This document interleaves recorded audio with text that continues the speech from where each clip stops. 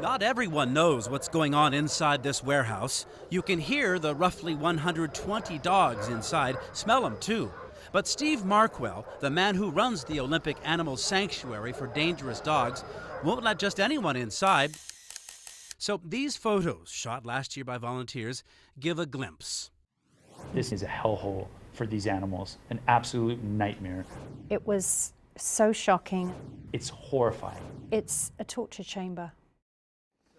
These former volunteers and supporters, now going public, say they represent scores of others demanding action. I don't think he realizes what he's doing.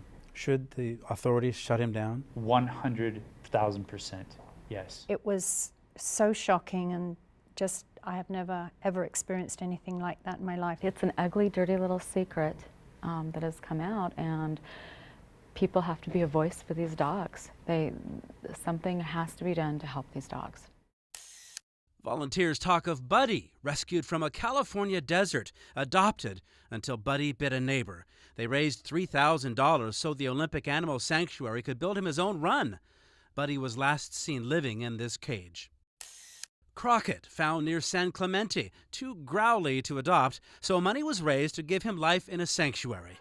His rescuers now say Crockett looks like he's going crazy inside Markwell's sanctuary.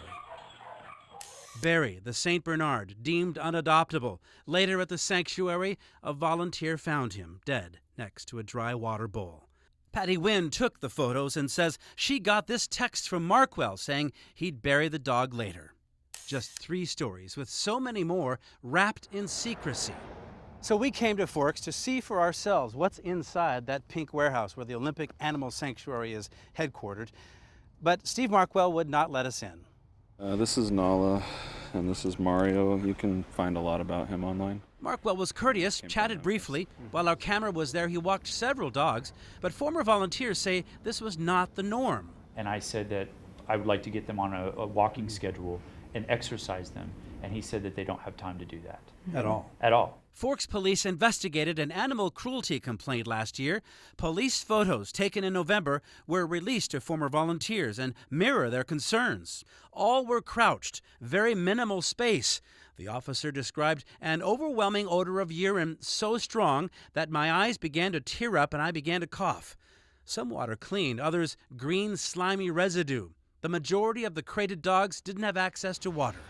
Markwell told the officer the dogs eat every other day, fed only these unrefrigerated, raw animal parts. The report said Markwell was very concerned conditions would be publicized or documented. Other noise and smell complaints were filed. This animal cruelty citation was written, but unissued. No violations of law.